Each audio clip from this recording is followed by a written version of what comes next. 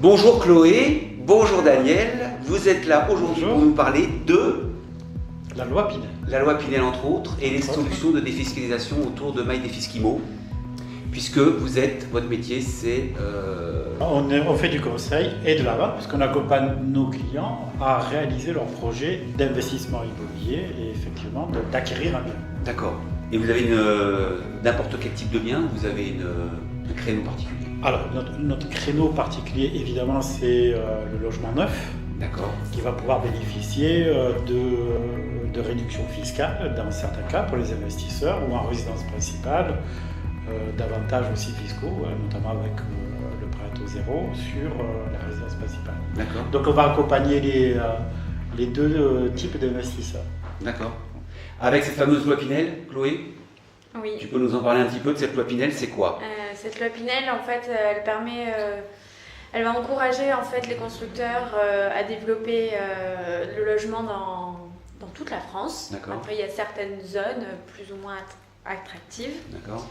Et par exemple, dans la région PACA, il y a des villes comme Marseille qui vont être très attractives, où on va vraiment développer le logement. Et pour accompagner le développement des logements sur Marseille, par exemple, du coup, la loi Pinel va permettre aux investisseurs de bénéficier d'une réduction fiscale. D'accord. Une réduction fiscale, en fait, ça nous permet de réduire directement son impôt. Donc, on ne parle pas de déduction, on ne vient pas réduire les revenus, on vient bien impacter son impôt. Et on peut même facilement effacer la totalité de son impôt si on a envie. Donc si je comprends, j'achète un bien à, imaginons, 300 000 €, j'ai une déduction fiscale annuelle d'à peu près combien? Alors on est sur une réduction fiscale annuelle de 2% du montant du bien que nous avons acheté. D'accord. Donc si on part sur un bien de 300 000 €, on aura une réduction fiscale de 6 000 € par an pour une durée de 9 ans. Ah d'accord, ça fait beaucoup d'argent effectivement. Oui. Donc ça voudrait dire que si on a un impôt de 6 000 €, pendant 9 ans, je peux ne pas payer d'impôt. Alors si je paye 7 000 € d'impôt, ouais. Après, sur les 3 dernières années, la réduction est réduite. À 1% du montant du bien. Donc c'est 6 ans. On a 9 ans. À 9 ans. Fait, on a 9 ans à 2% par an, plus une période de 3 ans à 1% par an. Ça fait 12 ce qui nous fait au total 21% de réduction totale sur le montant du bien. 21%. Donc, sur un bien de 300 000 €, ça nous fait au maximum 63 000 € de réduction fiscale étalée sur 12 ans. Étalée sur 12 ans. Et question, 6 000 € de déduction fiscale par an, c'est ce qu'on vient de calculer sur un bien à 300 000 €. Au passage, tu m'avais expliqué, Chloé, tout à l'heure, que ça concerne le bien lui-même, pas le parking, pas les aménagements, enfin que vraiment le prix que je paye au promoteur. Tout à fait. Au promoteur. Tout à fait. Et si je paye 7 000 € d'impôt, je vais me faire déduire 6 000. Oui, si donc on est je paierai que 1 000. Et si, par exemple, j'ai des plus faibles revenus, en tout cas une imposition un peu moindre, et que je dois 4 000 € aux impôts. Et alors, dans ces cas-là, on ne vous conseillera pas d'investir sur un bien à 300 000 €, puisque vous perdez quand même 2 000 € de réduction. C'est pas du crédit d'impôt. On n'est pas sur du crédit d'impôt, tout à fait. On est vraiment sur de la réduction. Et donc, du coup, on ne peut pas le reporter ou les impôts ne nous remboursent pas le delta. D'accord. Ok, parfait. Je peux faire 2 opérations comme ça, si je veux? Alors c'est limité. C'est illimité? Non, c'est limité. Ah, c'est limité. C'est limité. C'est limité à une opération par an. D'accord. Et avec un maximum de 300 000 € par an. D'investissement. Donc ce qui veut dire, c'est que sur une première année, on pourrait faire l'investissement dans un bien à 300 000 €. D'accord, avec une réduction de 63 000 € sur 12 ans, étalé sur 12 ans. Ça, c'est pour une année. L'année suivante, théoriquement, on pourrait refaire la même opération, mais après, on va aller au maximum de la niche fiscale, qui est plafonnée à 10 000 €. Donc, de remboursement par an. De réduction fiscale au total, en fait. Ah d'accord. D'accord, c'est la globalité, c'est maximum 10 000 € par an. Donc ça veut dire que si on veut utiliser la réduction fiscale dans le cadre de la loi Pinel, on va pouvoir investir dans un bien à 300 000 et un bien à 200 000. Ce qui nous fait 700 000 euros et 20% de 700 000 euros, on atteint le plafond des 10 000 euros. Alors, dans la région PACA, vous touchez des fiscs, maille des fiscs IMO, pardon. Sa zone de géographique, c'est surtout PACA. Exactement. Bon, ça s'appelle encore PACA Non, ça s'appelle ma région sud. Ma région sud. Ma région sud. Donc notre région sud, qui qui va de Montpellier, oui, pas tout à fait, d'Avignon. En fait, c'est le 84, on va parler par département, le Vaucluse, les Bouches-du-Rhône, les Alpes de Haute-Provence et les Hautes-Alpes, le Var et les Alpes-Maritimes. D'accord. Jusqu'à Nice. Jusqu'à Nice. Et donc, dans cette région-là, trouver un bien à 300 000 euros, c'est pas très facile dans le sens où les biens peuvent coûter beaucoup plus cher que ça. Qu'est-ce que je fais de ma défiscalisation Pinel si j'achète un bien à 600 000 euros? Non, mais c'est là qu'on va vraiment intervenir parce qu'on va vous accompagner à trouver un bien qui corresponde à vos besoins. Et pas au-delà de ce qui est nécessaire. Donc, et des biens à moins de 300 000 euros, heureusement pour nous que dans notre région, il y en a. Il y en a. Et dans toutes les villes. D'accord. Même les plus prestigieuses de la région, que ce soit Cannes, Nice, Marseille ou Aix-en-Provence, on a des biens à moins de 300 000, heureusement. D'accord. Donc, du neuf, à peu près à 300 000, on va dire fourchette haute à la limite, dans la région, ma région sud. Oui. Et quand on fait donc confiance à vos services, après ça, de quoi on parle? Parce que tu m'as dit aussi que c'était... Enfin, tu m'as fait comprendre la dernière fois, Daniel, quand on a discuté de tout ça, que pour acheter un bien neuf, il y avait 3 choses à considérer. Exactement. L'emplacement. L'emplacement et l'emplacement. L'emplacement et l'emplacement. Et l'emplacement. Ça, voilà. Finalement, la loi Pinel ne vient que derrière. Exactement. Alors, exactement. La loi Pinel, c'est un outil fiscal qui va permettre de faire de la réduction fiscale lors d'un investissement. Mais ce n'est pas pour nous, ce n'est pas l'objet premier qu'il faut considérer, parce qu'avant tout, c'est un investissement immobilier. Et donc, on va regarder tout ce qui est utile et tout ce qui est nécessaire sur un investissement immobilier. Et il est vrai que la première des choses, même si on le répète 3 fois, c'est l'emplacement, parce que c'est là, l'emplacement va déterminer son niveau de location, son attractivité. Est-ce que c'est un secteur qui va être demandé à la location? Ça, c'est important quand on fait un investissement immobilier. On le fait pour louer, on ne le fait pas pour le conserver. On est obligé de stipuler ça, très important. Quand on fait un investissement immobilier, c'est pour le louer, tout de suite. Exactement. En tout cas, dès qu'il est construit. Ce qu'on souhaite, ce qu'on veut s'assurer, c'est de le louer rapidement, et dans un secteur en limitant le maximum de risques.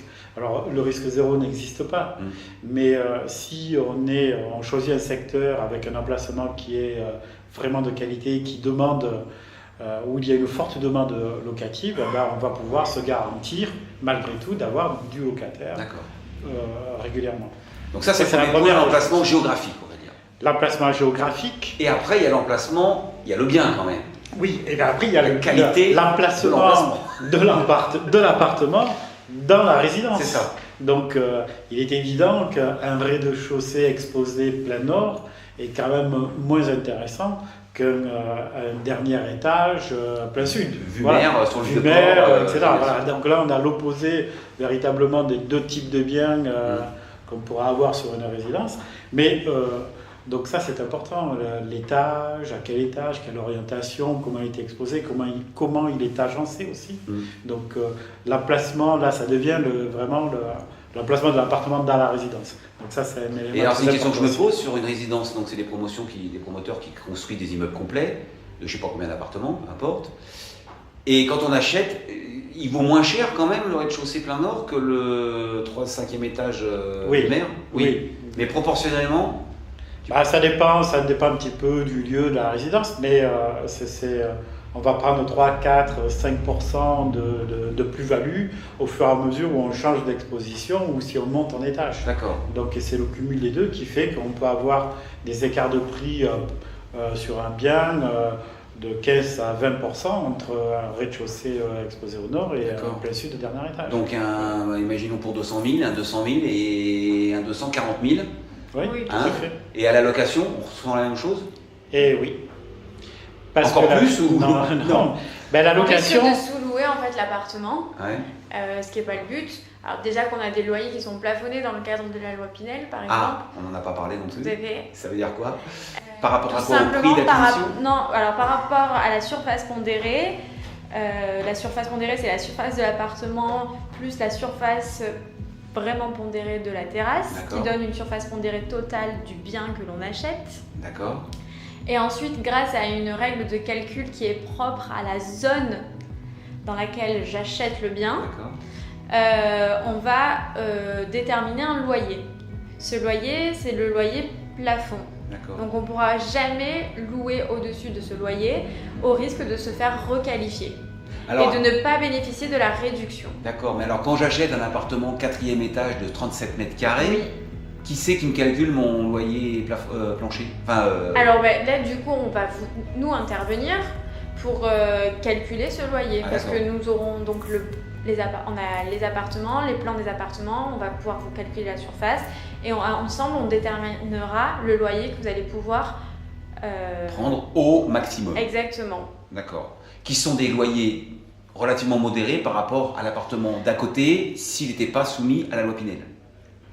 C'est ça que j'aurais compris. Oui, alors c'est le fait d'acheter en loi Pinel ou c'est le fait que la promotion soit totalement soumise à cette... Là, on revient à l'histoire de l'emplacement, dans le sens où si on choisit un bon emplacement, par exemple Marseille, on est sur des loyers qui correspondent à peu près au loyer de marché, au prix du marché. Le Pinel permet à Marseille de louer au prix du marché. D'accord. Clairement. D'accord. Après, si on va dans un quartier Aix, on va être un petit peu en dessous des loyers de marché. Mais par contre, on est sur Aix. Donc, patrimonialement, c'est intéressant. La valorisation du bien dans les années qui viennent est plus intéressante, peut-être. Elle sera peut-être plus intéressante. Et puis, c'est un Paris, mais on est quand même sur Aix, une ville qui est très bien cotée. Et là, on est plus sur le côté patrimonial. En fait, on se construit un patrimoine. Cool, on va avoir la réduction fiscale, mais aussi on achète un bien qu'on va garder, qui va sûrement prendre en valeur. D'accord. Mais si on choisit un bon emplacement, on sera sûrement dans les loyers, dans le prix du marché. D'accord. Donc, en fait, la seule chose qu'il faut vraiment pas faire et qu'on va vous accompagner pour éviter ça, c'est de sous-louer l'appartement. C'est dommage. Il n'y a pas de raison de sous-louer un appartement. Donc si on prend un appartement qui est bien placé, qui a une bonne exposition, il n'y aura aucune chance de sous-louer son appartement. Mais alors sous-louer un appartement, sous-louer, quand tu dis sous-louer, ça veut dire louer au prix qui n'est pas le bon. Exactement. Parce que moi dans ma tête, sous-louer, c'était que quelqu'un d'autre louait à quelqu'un qui louait. Non, je m'en d'accord. Sous-louer, ça veut dire louer à un prix qui n'est pas celui du marché en termes de location. Exactement. À cet endroit-là. Juste parce qu'on a une exposition qui est nord par exemple ou autre. Donc déjà qu'on est plafonné, on va éviter d'être en dessous du loyer. D'accord. Donc pour ça, on va vous accompagner pour que vous trouviez le meilleur appartement possible. Le fait que ces loyers soient plafonnés n'enlève rien au rendement, ou en tout cas au revenu généré par ces locations, par ces loyers, et donc rentre dans les impôts là par contre. Alors le loyer va s'ajouter à vos revenus fonciers, si vous en avez déjà, ou vont être vos premiers revenus fonciers. Et donc du coup, effectivement, ils vont être taxés à votre tranche marginale d'imposition qu'on déterminera ensemble. Donc en fait, avant tout projet, on va déterminer votre situation, on va analyser votre situation et on va ensemble co-construire un projet qui sera entièrement adapté à ce que vous nous avez donné comme information. Et c'est là que je voudrais que les gens qui nous écoutent comprennent bien, effectivement, que les gens qui font comme vous du conseil en patrimoine ne sont pas des margoulins de Marseille, des quartiers nord, mais bien au contraire des vrais conseillers qui vont analyser donc véritablement la situation à un instant T. Qu'est-ce qu'on a comme liquidité éventuelle? Qu'est-ce qu'on a comme possibilité d'emprunt? On va prendre la globalité du patrimoine, on va vraiment creuser pour avoir vraiment tous les éléments en notre possession et pour vraiment adapter au mieux notre solution, qui n'est peut-être pas forcément un bien à acheter pour défiscaliser si la situation n'y s'y prête pas. D'accord. Très bien, super, je comprends tout maintenant petit à petit. On a parlé d'emplacement géographique, on a parlé d'emplacement qui est plutôt cette fois-ci dans l'immeuble lui-même. Et puis je crois que vous avez par exemple en cours des constructions sur Marseille dans des lieux qui sont, tu parlais d'Aix là tout de suite Chloé, mais il y a aussi dans Marseille des lieux qui sont en train de monter les fronts de plein pot, les fronts de mer, voilà, auxquels on ne s'attendait pas il y a 15 ans. Mais là aujourd'hui c'est en train de prendre des valeurs pas possibles, enfin un potentiel important. La ville de Marseille est en pleine mutation depuis quelques années aujourd'hui, notamment avec le grand projet Euromède. Où on a vu pousser des salles de spectacle, derrière le dernier cinéma d'EuropaCorp de Luc Besson, qui est assez extraordinaire, où là on a tout un quartier qui est complètement rénové. Et ce projet-là n'est pas encore fini, il va s'étendre encore, il va vraisemblablement doubler sa surface telle qu'on le connaît aujourd'hui. Donc là c'est une ville qui est en pleine mutation, qui rénove véritablement ses quartiers. Et donc là, on a des coins d'investissement qui sont assez propices pour justement acheter des biens, parce qu'on a aussi des entreprises qui s'installent dans ces mêmes endroits, sur des endroits qui sont sublimes aussi. On a des vues mer extraordinaires, et on a un peu le centre-ville qui est en train de se déplacer justement vers ces quartiers-là. Donc là, c'était judicieux, on a fait quelques opérations. Mike Desfiskimo a des opérations encore disponibles dans ces quartiers-là ? Bien sûr. Oui, toujours. On a encore quelques-unes. Il y a quelques autres emplacements de pépites comme ça que vous avez en tête ? On a encore quelques pépites, effectivement, avec des vues incroyables sur la ville, sur le port. Et dans d'autres villes aussi, il y a des trucs comme ça, parce que moi je connais un peu Marseille pour y passer de temps en temps et connaître l'endroit dont tu nous parles. Mais après, à noter aussi que la ville de Marseille est une ville actuellement qui est sous-cotée. Ouais. Donc, c'est-à-dire que vous achetez un bien et vous avez pratiquement les 90% des chances que d'ici 10 ans, il est pris vraiment en valeur, puisque c'est une ville aujourd'hui qui est en plein développement et qui va vraiment monter et qui va... À l'inverse d'Aix, quand même, on arrive un peu au plafond, j'ai l'impression que ça devient... on ne sait jamais quand ça s'arrête, mais... Aix, on a toujours l'impression qu'on est au plafond, mais dernière année, ça ne fait que commenter. Et moi, je constate depuis une dizaine d'années, les prix ne font qu'augmenter. Et la demande est toujours aussi importante. Et il y a encore des biens, vous avez encore du stock? Oui, il y a encore des choses. Et alors, dans ma région sud, si on va de Avignon à Nice, etc., il y a d'autres pépites comme ça que vous avez, vous, à conseiller? Évidemment, il y a une ville qui marche très très bien en ce moment, c'est La Ciotat, qui a été classée une des plus belles baies la plus belle baie du monde. La plus belle, ou une des plus belles. J'ai élu la plus belle baie du monde. Voilà, élu. Donc là, c'est une ville aussi qui est très attractive, parce qu'il y a eu un développement assez tardif en fait par rapport à son histoire. Et là aujourd'hui, il y a encore beaucoup de choses qui se font et qui vont se faire. Et là, c'est des lieux d'investissement qui sont assez proches de la mer. C'est un peu une station balnéaire qui est pas très loin de Marseille, donc pour le bassin d'emploi. Et il y a des projets de promotion immobilière. Et il y a des projets de promotion immobilière assez intéressants, plutôt bien faits, plutôt sympas.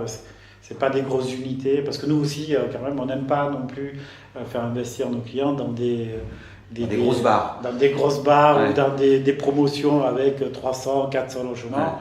On va dire que ce n'est pas tout à fait notre choix de prédilection aussi. On préfère rester sur des résidences à taille humaine. Voilà, là aussi, on revient encore sur l'emplacement. Effectivement, la résidence, il faut pas une résidence où il y a trop de logements. Et donc, on a La Ciotat. Après, on a tout le Var qui est quand même assez intéressant. La Seine-sur-Mer qui est vraiment... la Seine-sur-Mer, il y a tout un réaménagement de son centre-ville, notamment autour du port. C'est une ville qui reste accessible en matière de prix aujourd'hui et qui a un bel avenir devant elle, parce qu'il y a du développement. Et Mike Desfiskimo, vous avez un catalogue de choses qui sont en cours, il faut vous appeler, il faut venir vous voir, il faut prendre rendez-vous pour voir tout ce que vous avez, là, parce qu'on parle de la Seine-sur-Mer, et t'es pas allé jusqu'à Nice, mais je suis sûr que t'as... Et on a la même chose sur Nice, etc., évidemment, Cannes, toute la côte. Non, en fait, il faut qu'on se voit, c'est la meilleure des solutions, parce que des projets, il y en a beaucoup. Il y en a sur des endroits très intéressants, etc. Donc, mais la vraie question, c'est quel est votre projet? Quel est le projet qui vous correspond? Oui, mais si en théorie, on se met d'accord sur un montant sur le projet. Après, que ce soit Marseille, La Ciotat, la Seine-sur-Mer ou Nice, qu'est-ce que ça change? Non, ça change tout. Ah bon? C'est pas du tout notre philosophie.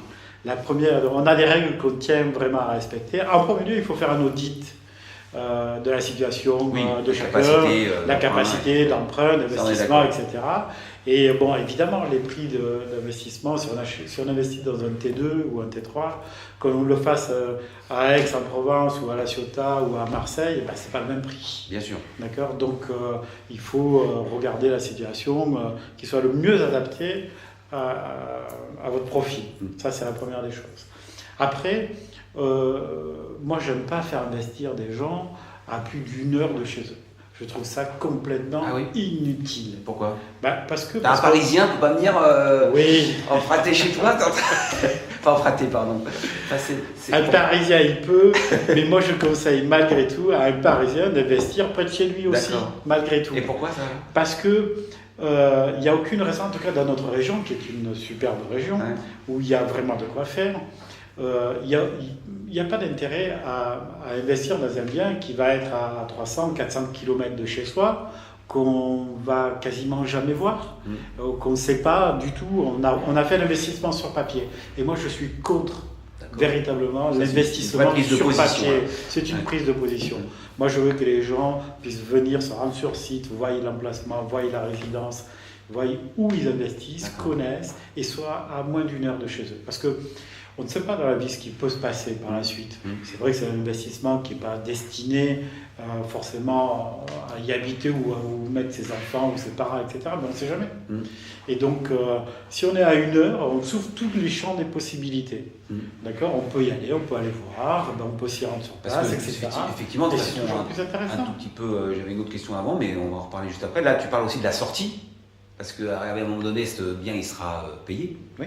Et après, on en fait quoi? Toi, Il y a plein de solutions. Voilà. Alors là, pour le coup, c'est le champ des possibles. Soit on continue de le louer, soit on continue de le louer, mais on met du meublé. Puis on passe sur une autre stratégie fiscale. D'accord. Et on n'est plus soumis à la loi, donc on peut peut-être avoir plus de liberté. Vous allez avoir plus de liberté au niveau du loyer. Et puis fiscalement, d'être en meublé, c'est un peu plus intéressant. Mais ça, il faudra... On peut le transmettre, bien sûr. Voilà.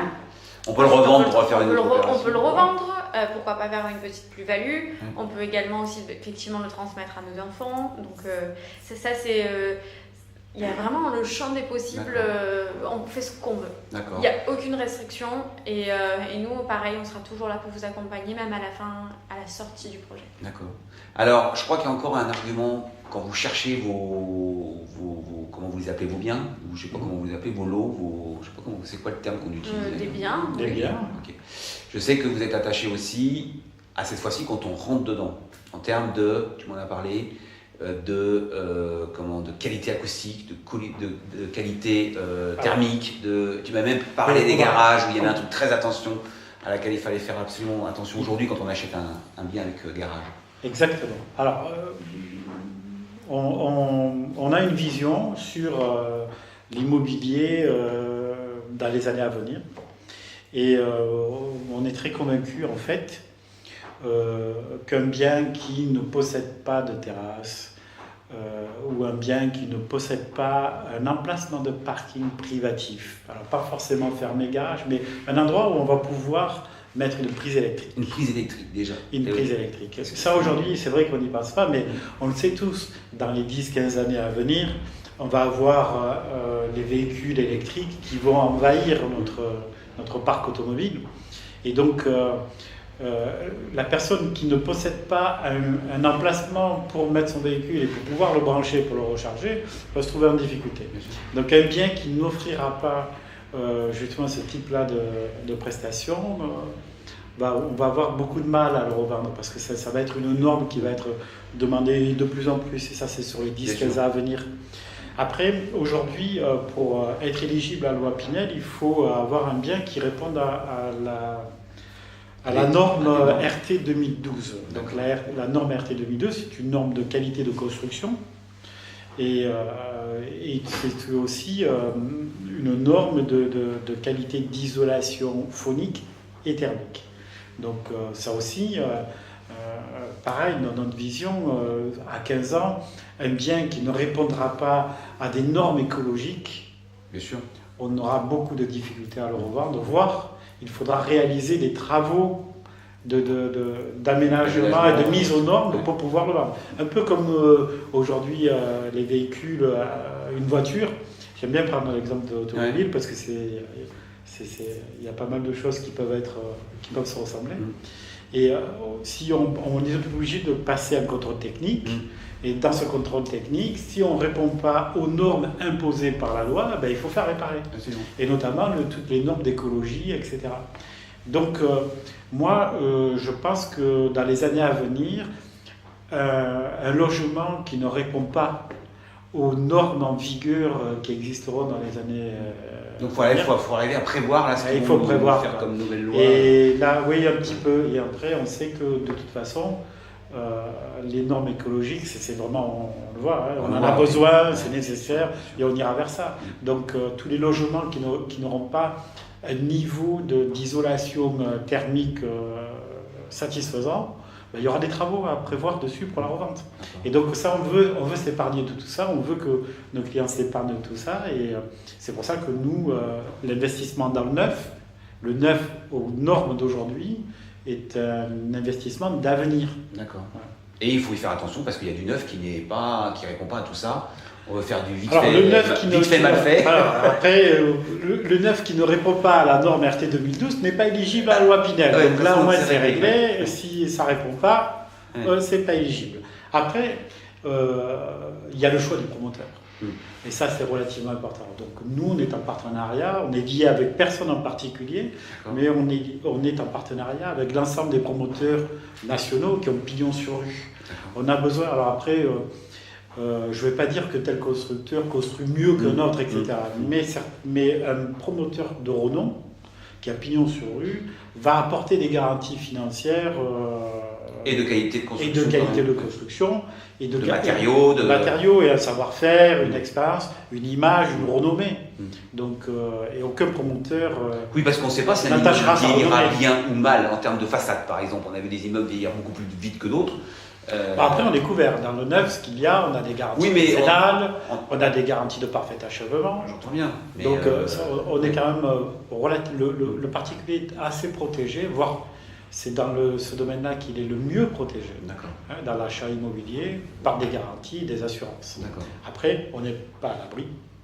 On n'est pas à l'abri que les cages d'ascenseur soient... D'une dégradation, d'une anomalie. Mais quand on est couvert par une assurance et qu'on a en face de nous un interlocuteur fiable. Qui est le promoteur. Et qui va répondre à toutes nos demandes, les choses se passent quand même beaucoup mieux. D'accord. Et se résout. On parle un peu de timing. Quand on s'adresse, qu'on vient vous voir avec un projet, le 1er janvier, on a une chance d'être propriétaire quel jour? Je crois qu'un délai de 3 mois est relativement incompressible. Incompressible, 3 mois, pour avoir une signature en bas d'un contrat d'acquisition d'un bien. Oui, pour avoir une acquisition devant notaire. D'accord. D'accord. Au passage, on achète sur plan. On achète toujours sur plan. Toujours sur plan. Puisqu'on est obligé d'acheter dans le neuf. Et oui. Donc, et qu'il n'est pas construit. En toute logique, il n'est pas construit. Parce que le jour où il est construit, il est déjà vendu. En règle générale, quand on voit un immeuble commencer à construire, c'est qu'il y a au moins 50% des appartements qui sont vendus. C'est important de savoir et ça. donc 50% des appartements qui sont vendus, ça veut dire que c'est les meilleurs rapports qualité-prix, les meilleures expositions et les meilleurs étages. Et oui. Après, il peut y avoir des retours.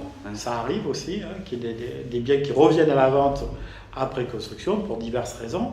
Mais il vaut mieux se positionner sur vraiment au début pour avoir le choix le plus large possible. Donc là c'est pareil, il faut avoir une projection de exactement ce que ce sera. Donc sur plan, je ne m'en représente pas, mais il y a des photos, comment on peut savoir oui, il y a toute une panoplie de documents, de maquettes. On a des maquettes pour certains projets, on a les plans, on a des images de synthèse, on fait tout pour que vous puissiez vous projeter au maximum dans ces appartements. Alors c'est un peu long, c'est vrai, il y a une attente en général pour la construction, mais ça c'est comme tout, quand on achète une voiture neuve, pareil, on attend un peu avant de l'avoir. Oui, mais c'est le temps aussi de se préparer, de s'imaginer à l'intérieur, et puis plus c'est long, plus c'est bon, quoi. En même temps, le 1er mars, je suis propriétaire, ou le 1er avril plutôt, parce qu'il faut 3 mois. Et quand est-ce que j'ai mon appartement ? Dans le timing? Alors ça va dépendre... du promoteur pour le coup? Non, alors ça va dépendre à quel moment on s'est positionné. Parce qu'il a, soit on est vraiment au tout début du lancement commercial, pioche, et là, grosso modo, le délai maximum, c'est 24 mois. D'accord. Et après, si on se positionne 6 mois après le lancement, ben on va avoir un délai de 18 mois. Mais en général, il faut compter entre 18 et 24 mois. Avant que mon appartement soit louable, en fait. Hein, on est d'accord, oui, livré, que vous soyez livré. Livré. D'accord. Et là, pendant ce temps-là, je paye, enfin, je me fais défiscaliser. Que j'achète le... Non. La défiscalisation commence au moment de la location. Ah, d'accord. C'est important. Donc, c'est après la livraison. D'accord. Hein, ou en livraison, location. D'accord. Mise en location. D'accord. Mais en attendant, je ne paye rien de particulier à part les intérêts intercalaires de la banque si j'ai fait un emprunt. On a fait le tour. Merci infiniment Chloé. Merci infiniment Daniel de ces grosses informations sur la loi Pinel. Et MyDefisKimo est là pour aller plus loin. Contactez-nous. Voilà. Merci. Bye bye.